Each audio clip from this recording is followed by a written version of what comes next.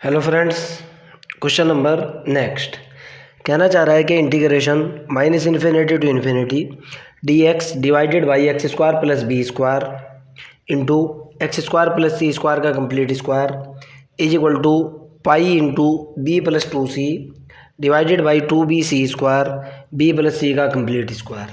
Okay, चलो देखते हैं, कंटूर इंटीग्रेशन का यूज़ करके रिजल्ट निकालते हैं। मैं कह रहा हूँ कि सपोज दैट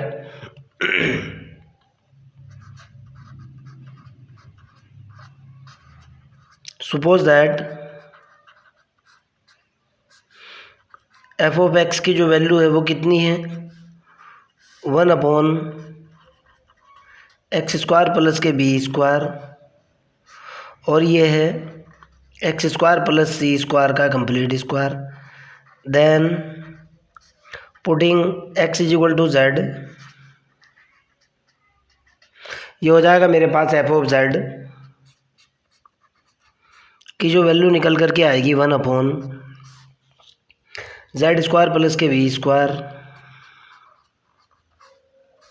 और अगले वाला स्टेप होगा z² प्लस सी स्क्वायर का कंप्लीट स्क्वायर। ओके, वही पुराना method, consider curve integration F Z D Z. Okay, where C is a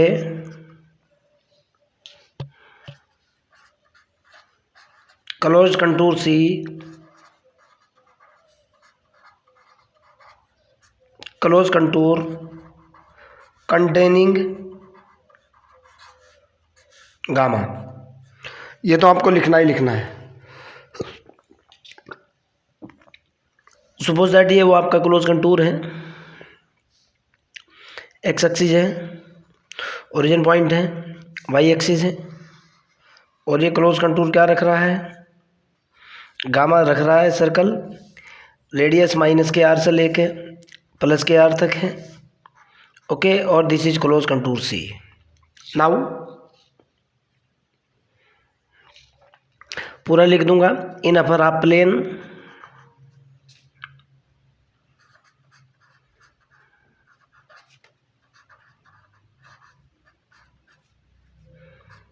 upper half plane के अंदर है with mod z is equal to capital R. यही तो होता है, हर बार यही तो करता हूँ मैं। नाउ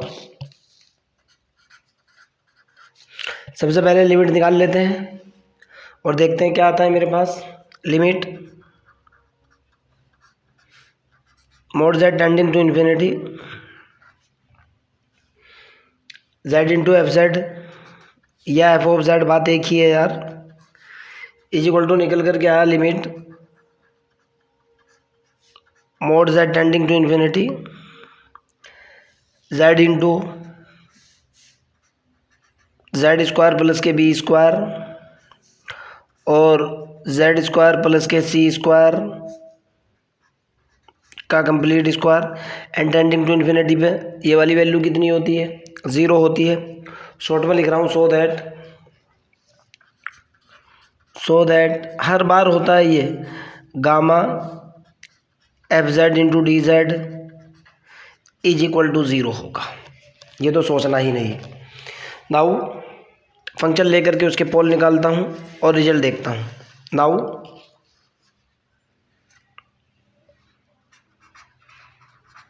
ये तो सारी फॉर्मेलिटी चलती है यार, मेन तो क्वेश्चन यहीं से चलता है। F of Z is equal to कितना है, 1/z² प्लस के बी स्क्वायर z² प्लस के सी स्क्वायर का कंप्लीट स्क्वायर। देन अगर मैं इसके पोल निकालता हूँ, देखता हूँ मेरे पास इसके पोल्स क्या आते हैं। देन फंक्शन के पोल निकालूंगा मैं, poles of F Z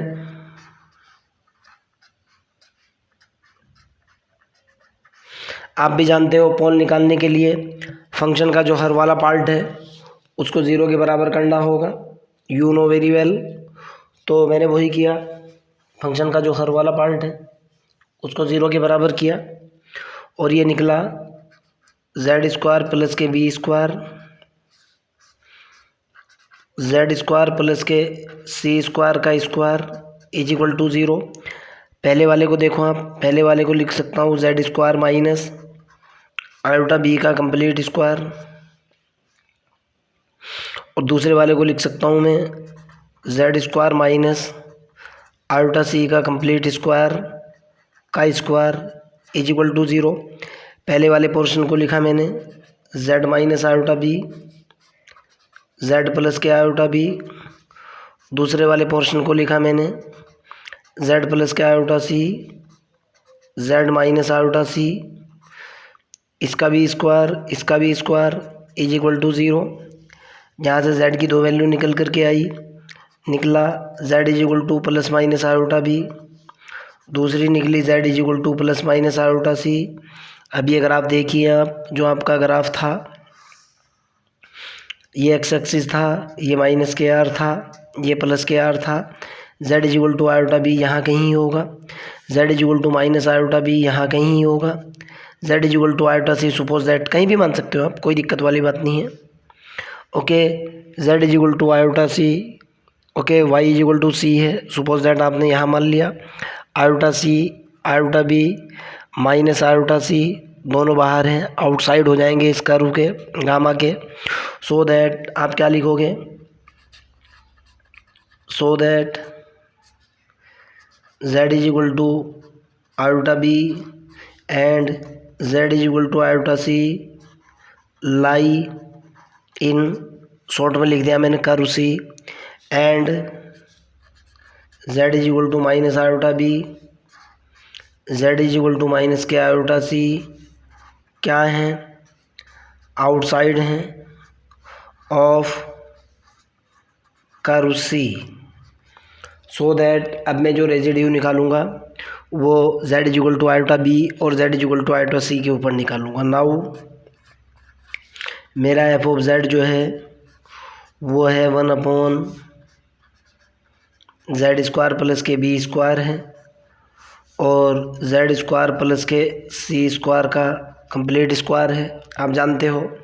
now residue at z is equal to iota B, मैंने पहले रेजिड्यू निकाला z is equal to iota B पर। फार्मूला होता है limit z tending to iota B z minus iota B into F of z। आगे की तरफ चलता हूँ, रेजिड्यू की वैल्यू निकालता हूँ, देखता हूँ कितनी निकलती है भाई। यहाँ से मेरे पास निकल करके आया कितना भाई,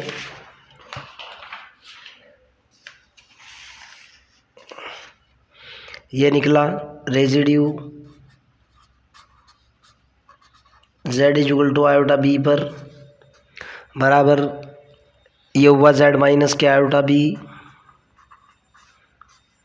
इंटू, इसको क्या लिख सकता हूँ मैं, z minus iota B, z plus के आयोटा बी, और यहाँ निकला z प्लस आयोटा सी का कंप्लीट स्क्वायर, अगले वाला होगा z माइनस आयोटा सी का कंप्लीट स्क्वायर, ये कैंसिल हो जाएगा और लिमिट चल रही है मेरी कितनी,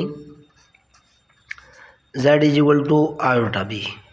क्लियर, मैं वैल्यू डालूँगा और रिजल्ट कैलकुलेट कर लूँगा। देखता हूँ मेरे पास कितना निकल करके आता है भाई। Residue z is equal to iota B के ऊपर कितना निकला भाई, ये निकला 1/z की वैल्यू आयोटा बी डाली, एक आयोटा बी एक आयोटा बी, ये हुआ iota b plus iota B, और ये हुआ z की value iota b plus iota सी का कंप्लीट स्क्वायर, और यहाँ हुआ आयोटा बी माइनस आयोटा सी का कंप्लीट स्क्वायर। क्लियर है ना। चलो भाई, बराबर निकल कर के आया 1/, ये निकला 2 आयोटा बी। क्लियर भाई, देखो स्क्वायर तो ये होगा ही, इसमें तो कोई शक नहीं है। इसको जब मैं हल करूँगा ये निकल कर के आएगा सी स्क्वायर माइनस के बी स्क्वायर का कंप्लीट स्क्वायर। ध्यान से देखो बेटा, ये प्लस में है, ये माइनस में है। ओके, ये निकल कर के आएगा, ध्यान से देखना, आर उल्टा बी का स्क्वायर माइनस आर उल्टा सी का स्क्वायर। अंदर से देखो आप। ओके, और इसका कंप्लीट स्क्वायर। आर उल्टा बी, ये तो हो जाएगा नेगेटिव, ये तो होगा माइनस के बी स्क्वायर, ये माइनस से प्लस हो जाएगा सी स्क्वायर का कंप्लीट स्क्वायर, अर्थात c square minus b square का कंप्लीट स्क्वायर। एक रेजिड्यू तो मेरे पास कितना निकल गया भाई, फर्स्ट रेजिड्यू निकला z is equal to iota B के ऊपर, ये हुआ 1/2 iota b c square minus b square का complete square. Suppose that equation 1 है। नाउ आगे की तरफ चलते हैं। पहले एफ ऑफ जेड देखो आपके पास कितना है। एफ ऑफ जेड की जो वैल्यू है 1/z माइनस के जेड स्क्वायर प्लस के बी स्क्वायर है और जेड स्क्वायर प्लस के सी स्क्वायर का स्क्वायर है। अब मैं रेजिड्यू कैलकुलेट करूँगा z is equal to iota c के ऊपर। ओके, अब देखो बेटा आयोटा सी के ऊपर किस तरीके से रेजिड्यू कैलकुलेट किया जाएगा, this is important point. Okay, अगर ये चीज़ आपकी समझ में आती है तो आपको प्रॉब्लम नहीं होगी, और अगर ये चीज़ आपकी समझ ना आई तो आपको दिक्कत होगी। देखो भाई, ये मेरा फंक्शन है, ये फंक्शन ज़ीरो नहीं बनना चाहिए। मैं इसको सेलेक्ट करूँगा, फंक्शन को एफ ऑफ जेड के टर्म्स में इसको सेलेक्ट करूँगा और इसका अगले वाला रिजल्ट निकालूंगा। ध्यान से देखना रेजिड्यू कैसे निकलेगा। मैंने एफ ऑफ जेड को सिलेक्ट किया, F of Z is equal to 5z divided by 5 of Z divided by, यहीं से सेलेक्ट किया मैंने, z माइनस आयोटा सी का स्क्वायर। ध्यान से सुनो, अगर मैं z is equal to iota c यहाँ रख दूँगा, okay, z is equal to iota c अगर मैंने यहाँ रख दिया, ये फंक्शन ज़ीरो हो जाएगा, अनडिफाइंड हो जाएगा। अर्थात जब ऑर्डर मोर देन 1 होता है, ग्रेटर देन 1 होता है, तो उसके अंदर से 5z को सिलेक्ट करना होता है, और 5z को इस तरीके से सिलेक्ट करना होता है कि एफ ऑफ जेड ज़ीरो ना हो पाए। ओके, और मैंने ये लिखा F of Z is equal to, इस एफ ऑफ जेड को लिख सकता हूँ मैं 5z divided by z minus iota C, and जो मेरा 5z है ज़रा उसको देखो आप, 5z जो बचा हुआ फंक्शन है मैंने वो लिखा। बचा हुआ फंक्शन है मेरे पास, एक तो है जेड स्क्वायर प्लस के बी स्क्वायर है, और यहाँ से कितना होगा भाई, दूसरा होगा जेड प्लस के आयोटा सी का स्क्वायर। आप इसकी गुणा इसके साथ करो, 100% ये निकलेगा। फिर बता रहा हूँ, इसकी गुणा इसके साथ करो, 100% ये निकलेगा। ओके, प्रॉब्लम क्या आ रही है, इसमें 5z क्यों माना है, ध्यान से सुनो बेटा। देखो z is equal to iota c पर निकालना है ना, जब मैं z is equal to iota c यहाँ रखूँगा तो plus iota c minus iota c ये फंक्शन ज़ीरो हो जाएगा, इसको ज़ीरो नहीं होने देना है। अर्थात जब ऑर्डर मोर देन 1 होता है, यहाँ आयोटा सी के ऊपर ऑर्डर 2 है, पोल का ऑर्डर मोर देन 1 होता है, तो उसके अंदर से 5z को सेलेक्ट किया जाता है। आप इस चीज़ को जानते हो, मेथड होता है, फार्मूला होता है, मेरे बताने से पहले ही आप ये चीज़ें जानते हो। नाउ अब मैं यहाँ से आगे की तरफ बढ़ जाऊँगा, 5z की बात करूँगा। 5 इसके ऊपर जो रेजिड्यू होगा, फार्मूला जो होता है, now residue z is equal to iota c पर जो रेजिड्यू का फार्मूला होता है बेटा, वो ये होता है, ध्यान से सुनो, 5 यानी एक बार डिफरेंशिएशन आयोटा सी, z की जगह आयोटा सी पुट करूँगा, divided by factorial 1। Simple formula होता है, ऑर्डर जब मोर देन 1 होता है। Okay, this is formula, clear. अगर बाई चांस यहाँ ऑर्डर 3 होता तो इसको 2 बार डिफरेंशिएट किया जाता, अगर यहाँ ऑर्डर n होता n-1 टाइम डिफरेंशिएट किया जाता, फैक्टोरियल n-1 होता।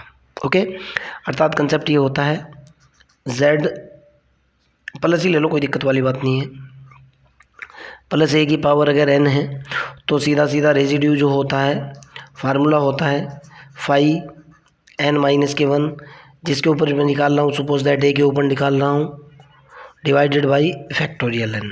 आपकी बुक के अंदर फार्मूला है, आप बहुत अच्छे से जानते हो, मैं तो ये बहुत शॉर्ट में बता रहा हूँ। स्टार्टिंग में सारी चीज़ें मैं आपको बता चुका हूँ। नाउ फाइव डैश की बात करता हूँ, फाइव डैश जेड निकालता हूँ मैं। नाउ अब यहाँ आ जाइए आप, फाइव ऑफ जेड की बात करते हैं। नाउ फाइव जेड बराबर क्या है मेरे पास,